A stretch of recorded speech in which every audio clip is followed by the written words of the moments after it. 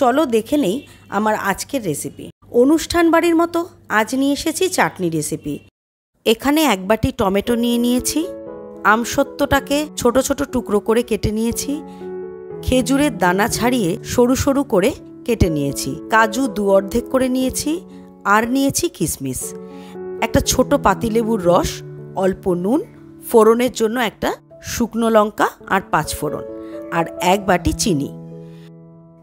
কড়াইতে 1 চামচ সর্ষের তেল গরম করে 5 ফোড়ন আর একটা শুকনো লঙ্কা 2 টুকরো করে দিয়ে দেব। ফোড়ন থেকে সুন্দর গন্ধ বেরোতে শুরু করলে টমেটোটা দিয়ে দেব। ভালো করে ফোড়নের সাথে মিশিয়ে নেব। অল্প নুন দেব, নুন দিলে টমেটোটা তাড়াতাড়ি নরম হয়ে যাবে। নুন দিয়ে ভালো করে মিশিয়ে নিয়ে ঢেকে দেব, যাতে টমেটোটা ভালো করে সেদ্ধ হয়ে যায়।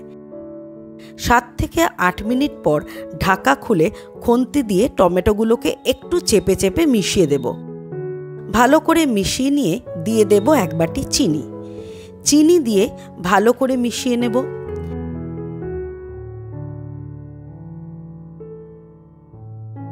এবার দেব পাতিলেবুর রস।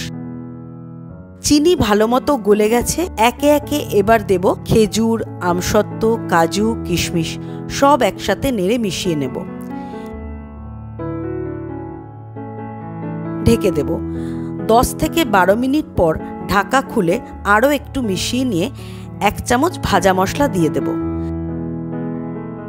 ভাজা মশলার মধ্যে রয়েছে 1 চামচ গোটা সাদা জিরে, 1/2 চামচ গোটা ধনে, 1/2 চামচ মৌরি, 1/2 চামচের কম মেথি দানা আর 2টো শুকনো লঙ্কা, সব একসাথে শুকনো খোলায় ভেজে গুঁড়ো করে নেওয়া।